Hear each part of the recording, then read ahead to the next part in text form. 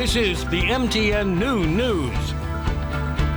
And good afternoon. Thanks for joining us on your MTN statewide news on this Tuesday. I'm Andrea Lutz. It's runoff day in Georgia with control of the U.S. Senate hanging in the balance. But before we get to that story, new at noon, a man has been arrested in connection with a deadly shooting in Missoula. Officials say 22-year-old Colton Merritt surrendered to police following a shooting on Bailey Street on Monday afternoon. The victim is 57-year-old Daniel Merritt. Colton Merritt was arrested for deliberate homicide and is being held in the Missoula County Jail. Detectives continue to investigate the circumstances that led to that shooting. Now to the latest in a Georgia runoff race. A record 3 million people already have voted, and Republicans need a major in-person turnout today to hang on to their 2 Senate seats. Mark Strassman has the latest from Atlanta. Voters in Georgia stood in line this morning to cast ballots in the state's 2 Senate runoff elections.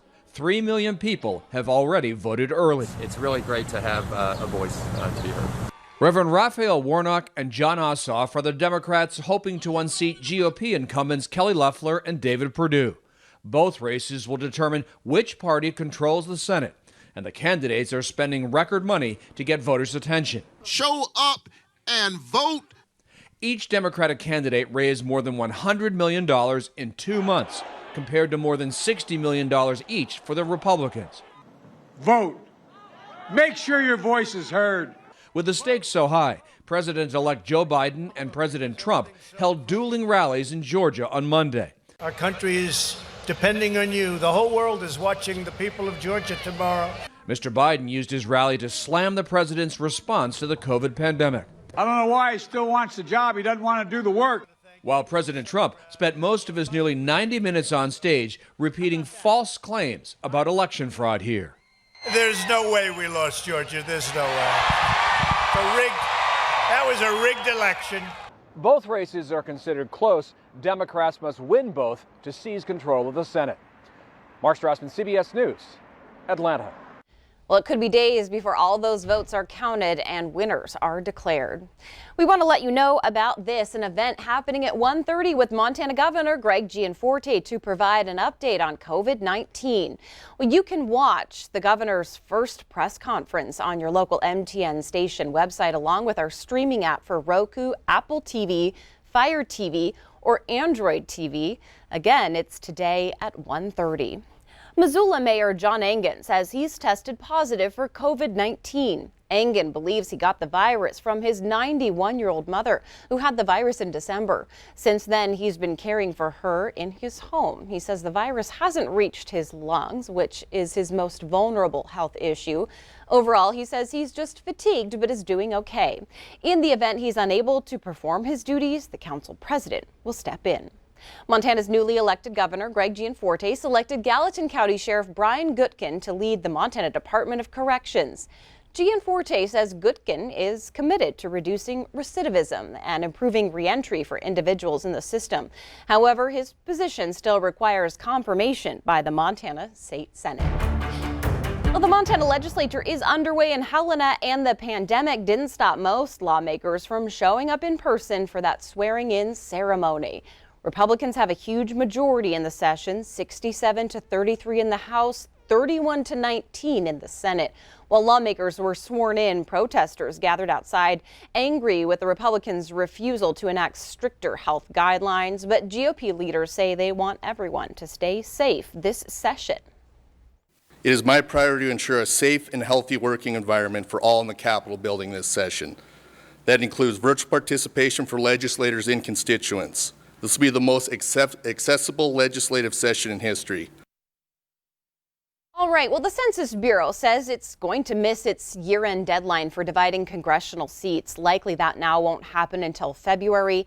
The count is based on population, and the delayed deadline means President Trump's effort to exclude undocumented immigrants from the count likely won't happen. President-elect Joe Biden would block that effort.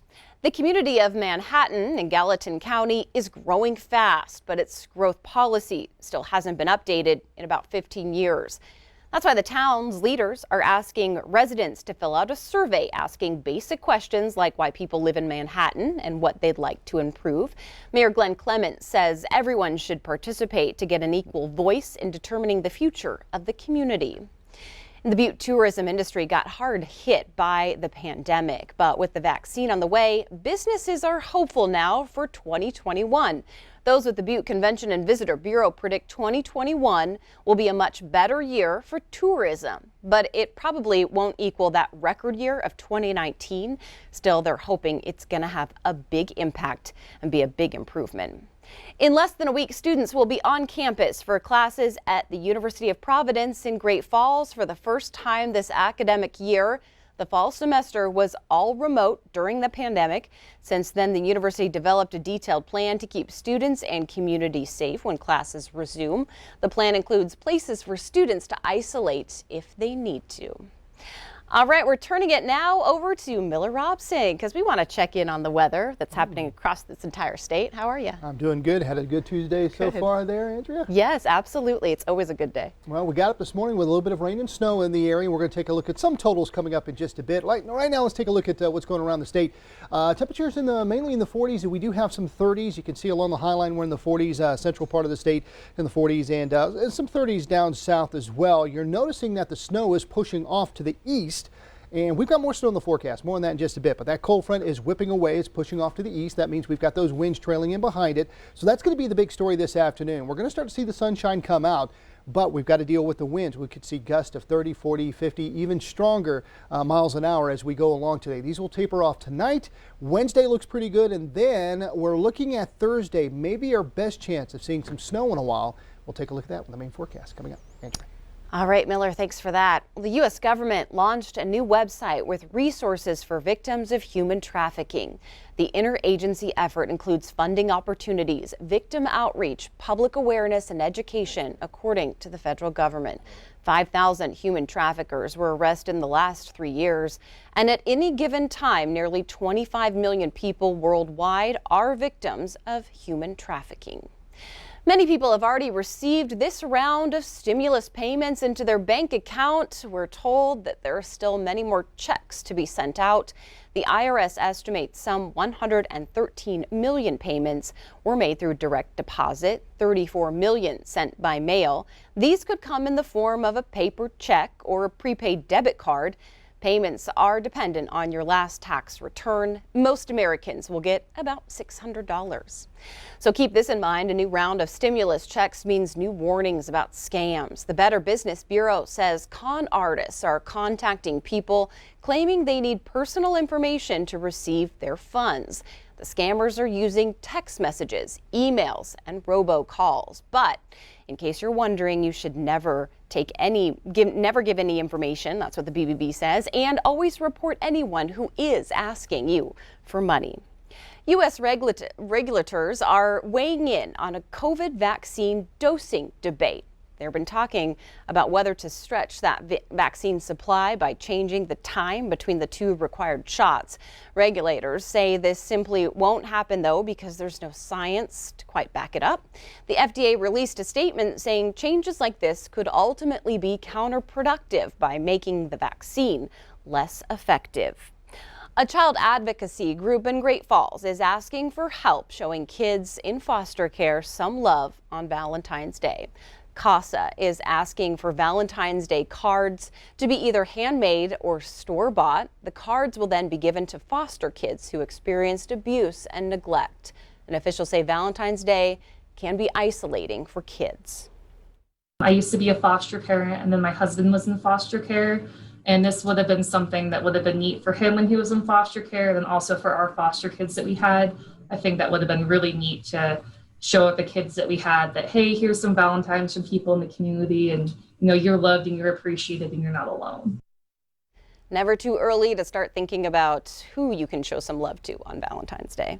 We do have more news ahead on this Tuesday on the New News, including this: the Whitefish Train Depot getting a facelift after someone plowed into the decking with a vehicle. Ouch. We're going to check in on that work that's being done. But Miller's up next with another look at that statewide weather forecast.